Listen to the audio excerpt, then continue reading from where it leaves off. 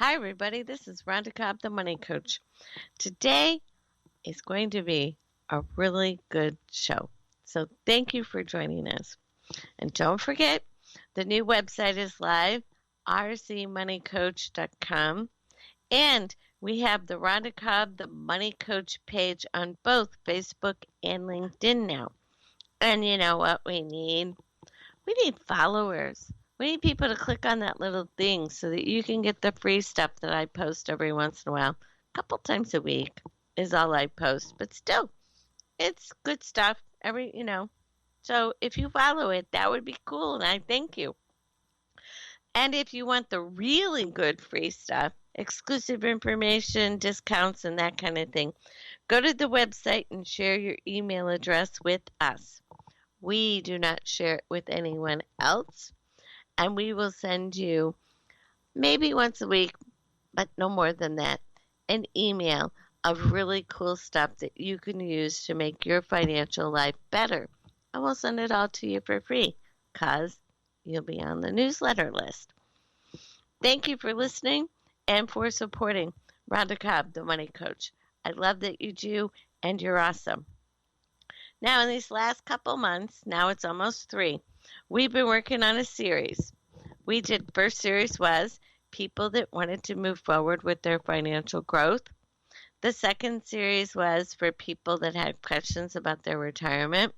And both of those were really good series. So if you missed any of those shows, go back and download them and listen in at your convenience to the podcast. This month, we're exploring reality. I know, isn't it awful? We're usually so upbeat, but it's not awful. We're just trying to get rid of that uncomfortable sensation in the pit of your stomach. You know the one. That achy feeling of discontent, the frustration that keeps you awake at night sometimes. That I know I should look and do better, but I don't even want to look feeling. You know the one I mean.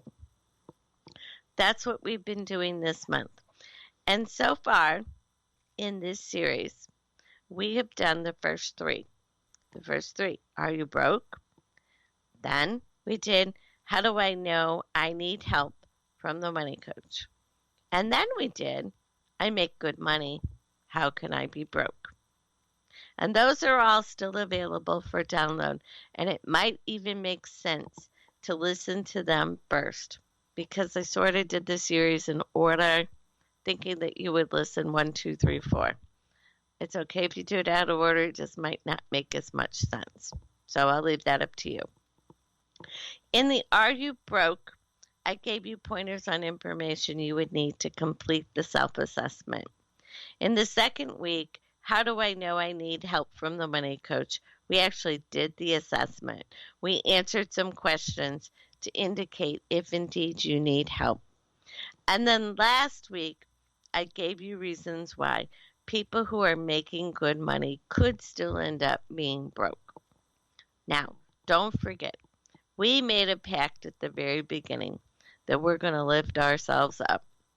And this week, we're going to finish up our discovery sessions with, can you afford help from the Money Coach? You're ready to make a decision, and you recognize that getting help is a great way to end the cycle of earn, spend too much, earn, spend, repeat until you're frustrated beyond tolerance. Let's ease that frustration that comes with financial chaos and get organized, because we can end the cycle of broke. And by broke, let me explain what I define it to be, because I had somebody take offense at my word. They're like, broke? What do you mean broke? That's a bad word. No, it's not. In my definition, broke it's an accurate word is what it is. It's living paycheck to paycheck. It's where you charge emergencies, entertainment, and clothes to high interest credit cards because otherwise you wouldn't be able to afford them. It's carrying an average or below average credit score and average or above average levels of debt. That's what I mean by broke. It's not bad, it just is. That's why we're doing a reality series. I'm not judging. It's just frustrating for people that have that situation. But that frustration is relievable. Being broke is repairable. That's why we say from broke to set. I'm not hassling people that are quote unquote broke. It's from broke to set. It's a good thing. There is no shame in being broke. The kind of broke that you can, with commitment and action, rise up from. And you know what? Almost 75% of Americans fall into this category. By my definition, almost 75% of us are broke. Now, that means nearly everyone knows someone in this situation. And you look around and you see people that have nice places to live, nice cars to drive, great vacations, new clothes, and so on. They're the life of the party, and they go to almost every party. Or you watch TV and movies and you see people searching for homes in the upper ranges of $600,000 to $1 million. And you think, I want what they have. But do you?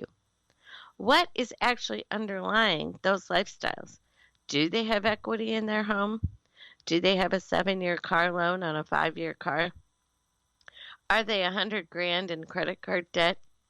Are they only one paycheck away from disaster? Maybe you don't want what they have. Or are they running with a budget? They have goals. They're managing their money, and they're doing things well. Their credit score is north of 750. They have equity within their home. They have a paid-for car or close to being paid-for car. And they have savings for both emergencies and retirement. If their paycheck ended tomorrow, they'd be okay until they land a new job or a new gig. In other words, they're set. Yes, indeed. You want what they have. And remember the story of the lottery winners, the ones that didn't change their basic money spending habits, and then they end up in worse shape than they were within 2 years of the win. They didn't contract with the money coach to enable them to make all that money last a lifetime. So I'm pretty much known for saying it's not only how much you make, it's what you do with it when you bring it home. Because cash is king, but cash management is queen. And you need both a king and a queen if you're going to succeed at the game of chess, the game of life. So seriously, truly, if you make good money, average money, great money, or tons of money, the end result can be the same.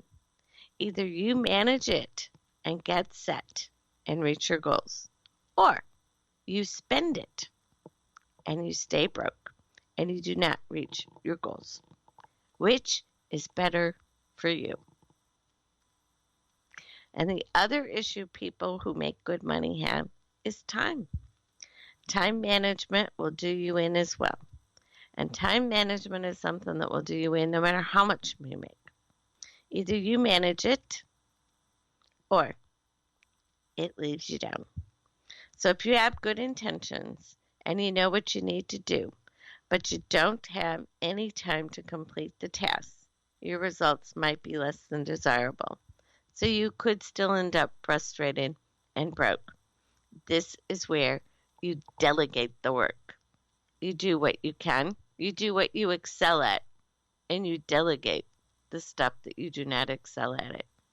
If math is not your strong suit, you practically get sick to your stomach when you think about creating a budget. Or you throw up all the paper and it goes everywhere because you don't even know where to start. You are a very good prime candidate for getting somebody to help you with that. Just delegate it. No harm done. And remember the formulas that I made for you. No money management equals broke. No time management can equal chaos and hit or miss money management. So delegate to the money coach using a little time management equals set. Or work with the money coach and get money management, and that also equals set. So let's answer the question that we started with at the beginning of the show. Can I afford the money coach? Yes. And I'm going to tell you how. First and foremost, the money coach isn't that expensive, but that's beside the point. If you have a credit score of 650, credit card debt, and you want to get a home, you're going to need a mortgage.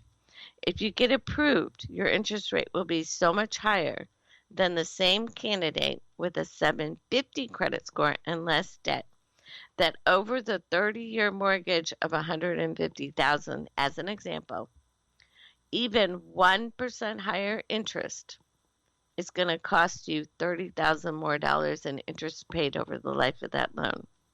The money coach does not cost $30,000, I guarantee you.